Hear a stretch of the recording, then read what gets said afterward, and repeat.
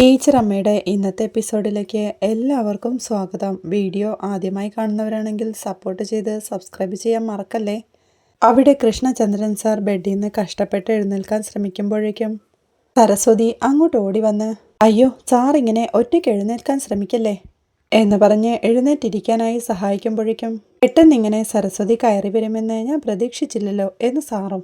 അവിടെ പോസ്റ്റ് ഓപ്പറേറ്റീവിന്റെ സ്ഥലത്തെ wait ചെയ്യാനല്ലേ sir, ആരെങ്കിലും ഒരാൾ മതിയല്ലോ. സാർ ഇവിടെ ഒറ്റയ്ക്കല്ലേ ഉള്ളൂ എന്ന് സരസ്വതി ചോദിക്കുമ്പോൾ, അത് പിന്നെ നമുക്ക് പുതിയ കാര്യമല്ലല്ലോ സരസ്വതി, ശരിക്കും പഴക്കമുണ്ടെന്ന് സാറും. സരസ്വതി അപ്പോഴേക്കും സാറിനോടായി, സാർ ജോണും സന്തോഷും ഇവിടെ അഡ്മിറ്റ് ആയോണ്ടാണോ സാർ ഞാൻ ഇങ്ങോട്ട് വരുന്നത്? അല്ലെങ്കിലും സാറിന് വയ്യെങ്കിൽ ഞാൻ വരില്ലേ സാർ എന്ന് ചോദിക്കുമ്പോൾ, അതൊക്കെ വരും, എനിക്ക് ബോധ്യമുണ്ട്. ഞാൻ ജീവിതത്തിൽ ഇപ്പോൾ വലിയ പ്രതീക്ഷകളൊന്നും വെക്കാറില്ലല്ലോ സരസ്വതി, അതുകൊണ്ട് പറയുന്നതിലും ചിലപ്പോൾ അത് റിഫ്ലക്റ്റ് ചെയ്യും. എനിക്ക് കിട്ടിയതൊക്കെ തന്നെയാണ് ജീവിതത്തിൽ എനിക്ക് തരാനുള്ളതെന്ന ബോധ്യമാണ് ഇപ്പോൾ എന്നെ നയിക്കുന്നത് എന്ന് സാറും. സരസ്വതി എപ്പോഴേക്കും അവിടെ ഇരുന്ന ഒരു ഓറഞ്ച് എടുത്ത് തൊലി കളയാനായി തുടങ്ങുമ്പോഴേക്കും സാറും ചിരിയോടെ, എന്റെ ട്യൂഷൻ സെന്ററിലെ കുട്ടികൾ വന്നപ്പോൾ കൊണ്ടുവന്നതാ, അവരെങ്ങനെയൊക്കെയോ തേടിപ്പിടിച്ച് ഇവിടെ എത്തി. നമുക്ക് കിട്ടാനുള്ള സ്നേഹവും കരുതലുമൊക്കെ ഇങ്ങനെ പല വഴിയെ നമ്മിലേക്ക് എത്തുന്നുണ്ട്, അതുകൊണ്ട് തീർത്തും പരിഭവരഹിത ജീവിതം എന്ന് സാർ ചിരിയോടെ പറഞ്ഞുകൊണ്ട് ഓറഞ്ച് കഴിക്കാൻ തുടങ്ങുമ്പോഴേക്കും, സാർ സത്യം പറയണം, ഞാൻ സാറിനോട് ഒട്ടും മനസ്സിലാക്കാതെയാണ് പെരുമാറുന്നതെന്ന് തോന്നിയിട്ടുണ്ടോ എന്ന് ടീച്ചറമ്മയും ചോദിക്കുന്നുണ്ട്. ഏയ്, എന്നെ ഏറെ മനസ്സിലാക്കി പെരുമാറുന്ന ഒരാളായിട്ടാണ് സരസ്വതി എനിക്ക് തോന്നിയിട്ടുള്ളതെന്ന് സാറ് പറയുമ്പോൾ, ശരിക്കും സത്യമാണോ സാർ? മേരി എന്നെ കുറ്റം പറഞ്ഞു, ഞാൻ സാറിനെ ബോധപൂർവം അകറ്റി നിർത്തുവാണെന്ന് എന്ന് സരസ്വതി പറയുമ്പോൾ, അങ്ങനെ ആർക്കും ആരെയും ബോധപൂർവം അകറ്റി നിർത്താനൊന്നും പറ്റില്ല. അതൊക്കെ കാലത്തിന്റെ ചെറിയ ചില കളികൾ മാത്രം. നമ്മൾ ഒന്നിച്ചുള്ള നിമിഷങ്ങളൊക്കെയും നമ്മൾ ഒന്നിച്ചുള്ള ജീവിതമാണെന്ന് തന്നെയാണ് എൻ്റെ കരുതൽ. അപ്രതീക്ഷിതമായ നിമിഷങ്ങളുടെ ഒരു സമാഹാരമാണ് ജീവിതം. വീണു കിട്ടുന്നതെന്തും എനിക്ക് ബോണസാണ്. ഒരു തോണിയിലെങ്കിലും 2 തോണിയിലെങ്കിലും ഒരേ വഴിയെങ്കിൽ സഹയാത്ര തന്നെയല്ലേ സരസ്വതി എന്ന് സാറ് ചോദിക്കുന്നുണ്ട്. ഒരേ തോണിയിൽ ഒന്നിച്ചു തുഴയാൻ കുറച്ച് ചങ്കൂറ്റം വേണം അല്ലേ സാർ? എനിക്കതില്ലെന്ന് മേരി കുറ്റം പറഞ്ഞെന്ന് സരസ്വതിയും. ആ യാത്ര അനിവാര്യമെങ്കിൽ കാലം ആ യാത്രികർക്ക് വേണ്ട ചങ്കൂറ്റവും കൊടുക്കും എന്ന് സാറ് പറയുമ്പോൾ, ആ ചങ്കൂറ്റം കിട്ടട്ടെന്നാ ഇപ്പൊ എന്റെ പ്രാർത്ഥന എന്ന് സരസ്വതിയും. ഒരു ചിരിയോടെ, ആവശ്യമെങ്കിൽ കിട്ടട്ടെ എന്ന് സാറും.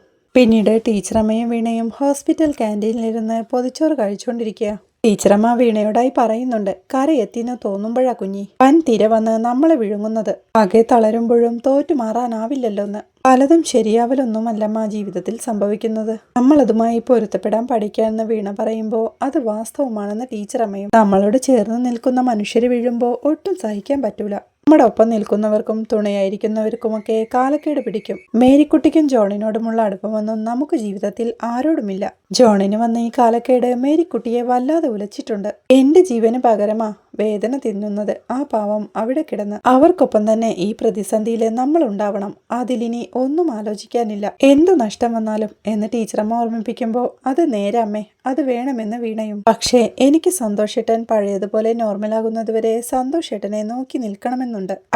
അതെന്റെ കടമയായിട്ട് തന്നെ തോന്നുക അമ്മ, ജോണേട്ടനോട് ഞാൻ പറയാം എന്ന് വീണ പറയുമ്പോൾ, സാരമില്ല, കുഞ്ഞു മനുഷ്യരോട് വെക്കുന്ന ഈ കരുതലില് ഒരമ്മയെന്ന നിലയിൽ എനിക്ക് വലിയ അഭിമാനമുണ്ട് മോളെ. ഗുരുവായൂരപ്പൻ നല്ലത് വരുത്തട്ടെ കഴിക്കുന്ന ടെൻഷനോടെ ഇരിക്കുന്ന വീണയോടായി അമ്മ പറയുന്നുണ്ട്. പിന്നീട് രാത്രിയാവുമ്പോൾ മോഹനും പോറ്റിയും പുറത്തൊരിടത്തിരുന്ന് ഭക്ഷണം കഴിക്കാൻ തുടങ്ങുകയാ. പൊതി അഴിച്ച് മോഹൻ പൊറോട്ടയും ചിക്കനും കഴിക്കാൻ തുടങ്ങുമ്പോഴേക്കും പോറ്റിയും പൊതി തുറന്ന് തന്റെ കറിയെടുത്ത് മണത്തു നോക്കിക്കൊണ്ട്, ഇതെന്താ മോഹന, എനിക്ക് വളിച്ച സാമ്പാറും പൊറോട്ടയും, നിനക്ക് ചിക്കൻ കാലും എന്ന് പോറ്റി ചോദിക്കുമ്പോൾ, താൻ എന്തോ വലിയ ഭക്തിയും വ്രതവും ഒക്കെയല്ലേ എന്ന് മോഹനും. മലയ്ക്കോ പഴനിക്കോ പോകുമ്പോഴല്ലേ എന്ന് പോറ്റി ചോദിക്കുമ്പോൾ, അല്ലാത്തപ്പോ താൻ ചിക്കനൊക്കെ അടിക്കും, കൊള്ളാമെന്ന് മോഹനും. പിന്നല്ലാതെ എന്ന് പോറ്റി പറയുമ്പോൾ, അപ്പോ താൻ മറ്റേ കുമ്പിടിയാണല്ലേ എന്ന് മോഹൻ ചോദിക്കുമ്പോൾ, അല്ലാത്തപ്പോ എനിക്ക് എന്തെങ്കിലും കഴിച്ചു വലിക്കാൻ വേണം എന്ന് പോറ്റിയും.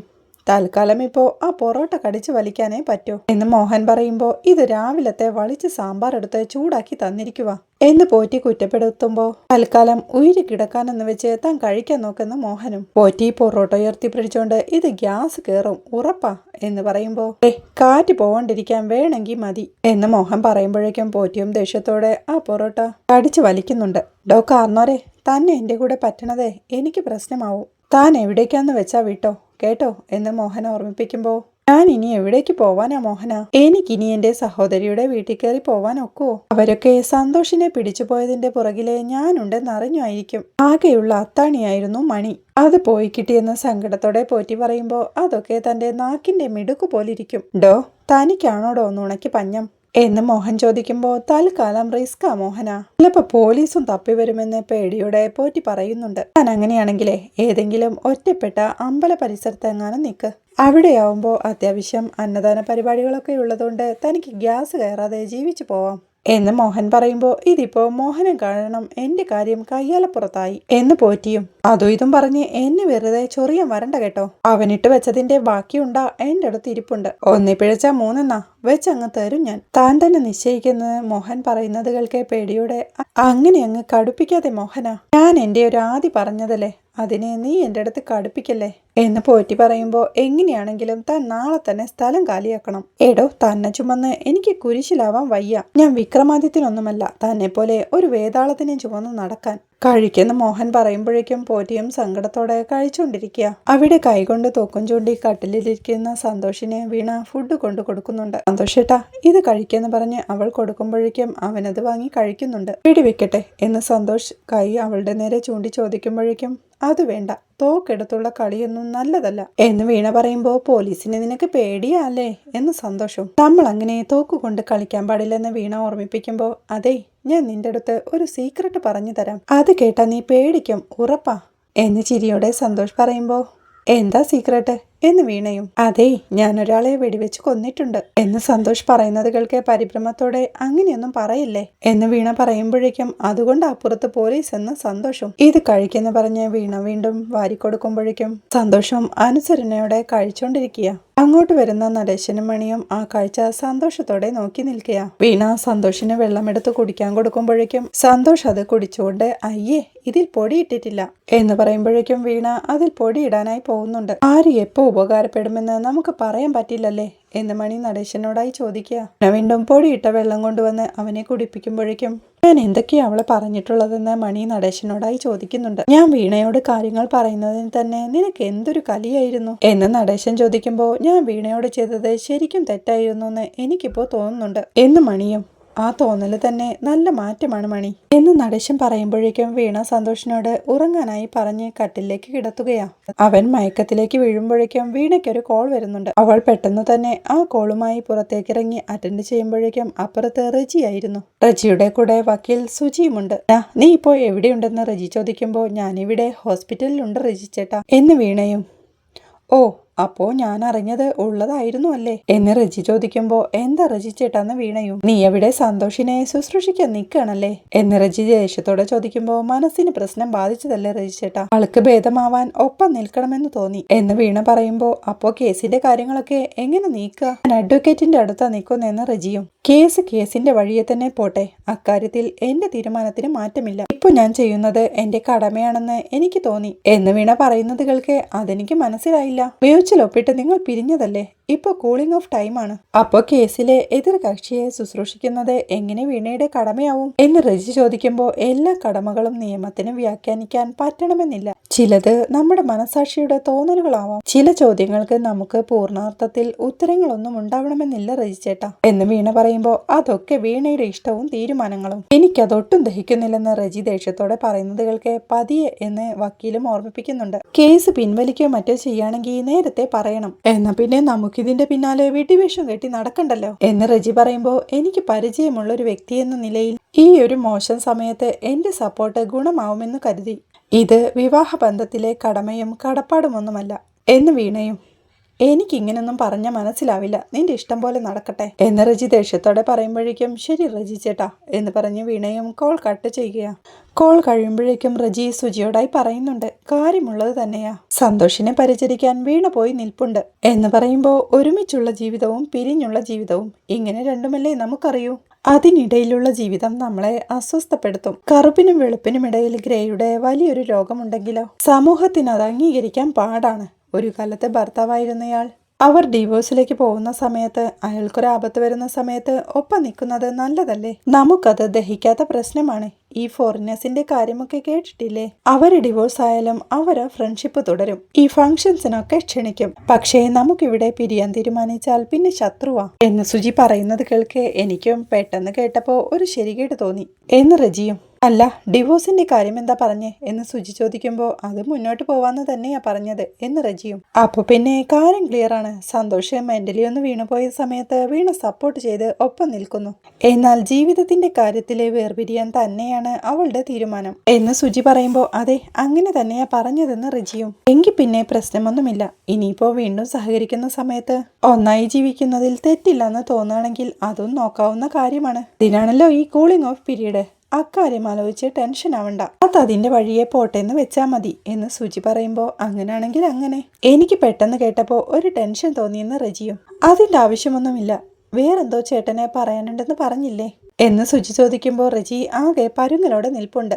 എന്താ ഏട്ടാ എന്ന് സുജി വീണ്ടും ചോദിക്കുമ്പോൾ പറയാം എന്ന് റജിയും. പിന്നീട് പോലീസ് സ്റ്റേഷനിൽ പത്മനാഭനുമായി കാര്യങ്ങൾ ഡിസ്കസ് ചെയ്തുകൊണ്ടിരിക്കുന്ന വിഷ്ണുവിനെയാണ് കാണിക്കുന്നത്. മോഹന്റെ കാര്യത്തിൽ ഉറപ്പുള്ള കാര്യം അവൻ നമ്മുടെ സ്റ്റേഷൻ അതിർത്തിക്കുള്ളിൽ തന്നെ ഉറപ്പായും ഇപ്പോഴും ഉണ്ടാവുമെന്നതാണ്. കാരണം അവന്റെ പ്രധാന എയിം സരസ്വതി ടീച്ചറെ അപകടപ്പെടുത്തുക എന്നുള്ളതാണ്.